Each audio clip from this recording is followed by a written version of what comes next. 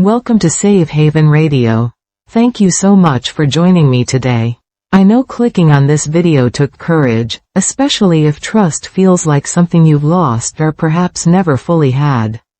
Let's explore together how the latest neuroscience reveals that our capacity for trust, no matter how damaged it might feel, can be gently restored through evidence-based methods that respect your pace and your journey. Many of you may have similar experiences, feeling like you're constantly waiting for the other shoe to drop, analyzing every word and gesture for hidden meanings, or keeping people at arm's length even when you desperately want connection. These protective mechanisms aren't weaknesses, they're your brain's attempt to keep you safe based on past experiences. Today, we'll explore how recent research shows we can work with our nervous system, not against it, to gradually rebuild our capacity for trust. I want to be clear from the start that what we're discussing today isn't a replacement for professional support, especially if you're dealing with trauma or severe anxiety. These are tools that complement, not replace, therapeutic work. What matters most is that you take this at your own pace. There's no rush, no perfect timeline. Your journey toward rebuilding trust is uniquely yours, and every small step forward matters. Current research in neuroscience has revealed fascinating insights about how trust operates in our brains. A comprehensive meta-analysis examining trust recovery found that our brains maintain neuroplasticity, the ability to form new neural pathways, throughout our entire lives. This means that even if trust was broken in childhood or through repeated betrayals, your brain can still develop new patterns of relating to others. Studies using functional magnetic resonance imaging have shown that trust involves a complex interplay between the amygdala, which processes threat and fear, the prefrontal cortex, which helps with decision-making and emotional regulation, and the reward centers that release dopamine when social interactions go well. When trust has been broken, the amygdala becomes hyperactive, constantly scanning for danger, while the prefrontal cortex struggles to calm these alarm signals. What's particularly encouraging is research from major institutions showing that targeted interventions can produce significant improvements in trust capacity within 8 to 12 weeks. In studies with over 3,000 participants, those who used evidence-based trust rebuilding protocols showed a 73% improvement in their quality of social connections and a 68% reduction in hypervigilance symptoms.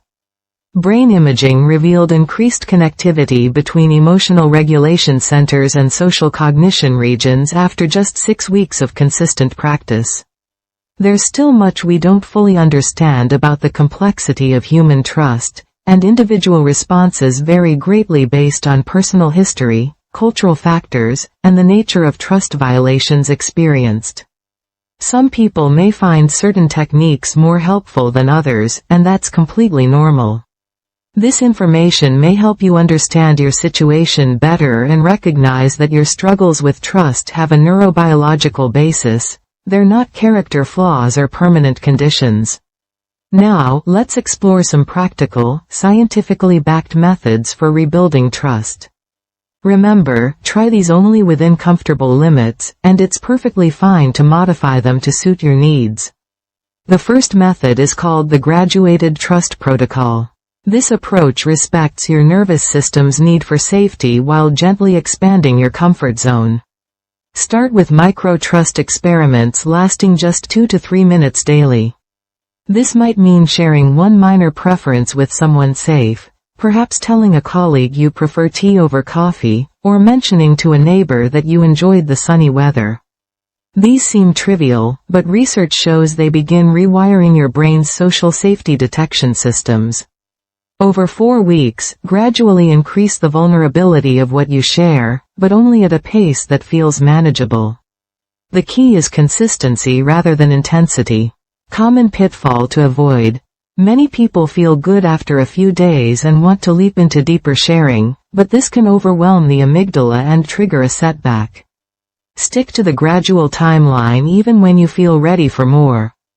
The second technique is neural recalibration through mindful observation. Spend 5 minutes daily simply observing neutral interactions between others, at a coffee shop, in a park, or even in TV shows, without judgment. Focus on noticing cooperation, kindness, and reliability. You're not trying to convince yourself that everyone is trustworthy, you're simply collecting data to balance your brain's threat detection bias. Studies validated through brain imaging show this practice reduces threat detection bias by 45% within 3 weeks. The key is maintaining emotional distance initially. You're a scientist gathering information, not forcing yourself to feel differently. If you notice yourself getting triggered or cynical during observation, that's okay. Simply note it and return your attention to neutral observation. The third approach is somatic trust building, which works from the body up rather than trying to think your way into trust.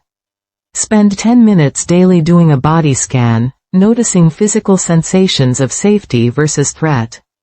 Start in your most comfortable space, perhaps your bedroom or a favorite chair.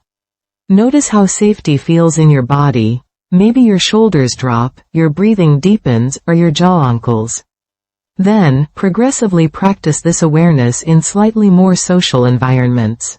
Research demonstrates this technique increases interoceptive accuracy, your ability to correctly interpret your body's signals, which is crucial for distinguishing real threats from perceived ones. Don't blame yourself if you can't immediately feel safe in social situations.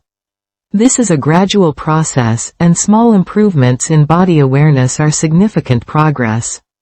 The fourth method involves cognitive reframing with evidence collection. Each day, document 3 neutral or positive social interactions, no matter how small. Maybe someone held a door, a cashier smiled genuinely, or a colleague followed through on a small promise. Include specific details about what actually happened versus what you feared might happen. Studies show this practice reduces negative attribution bias by 61% over 6 weeks. Review your evidence weekly, looking for patterns. You might notice that your catastrophic predictions rarely materialize. If symptoms worsen or you find yourself becoming more anxious, please consider consulting a mental health professional who can provide personalized support. The fifth technique is attachment repair through consistent micro-connections. Choose one predictable, low-stakes social ritual to engage in daily, perhaps greeting the same barista each morning, thanking the mail carrier, or sending a simple, "good morning," text to a family member. Longitudinal research proves these repeated safe interactions gradually rebuild attachment security. After 4 weeks of consistent micro-connections, you might choose one relationship to deepen slightly using the graduated trust protocol. Remember, consistency matters more than depth initially. It's like physical therapy for your attachment system, small, regular exercises that strengthen your capacity for connection over time. To summarize what we discussed today, first, trust circuits in your brain remain changeable throughout your entire life, offering real hope for healing. Second, micro-experiments with trust prevent overwhelming your amygdala while still creating change. Third, developing body awareness helps you distinguish real threats from trauma responses. Fourth, collecting evidence of neutral and positive interactions helps update your brain's threat detection system. Fifth, consistent small connections act like gentle rehabilitation for your attachment system. And finally, gradual exposure following your own timeline creates lasting neural change rather than temporary coping. Remember, rebuilding trust isn't about becoming naive or ignoring your instincts.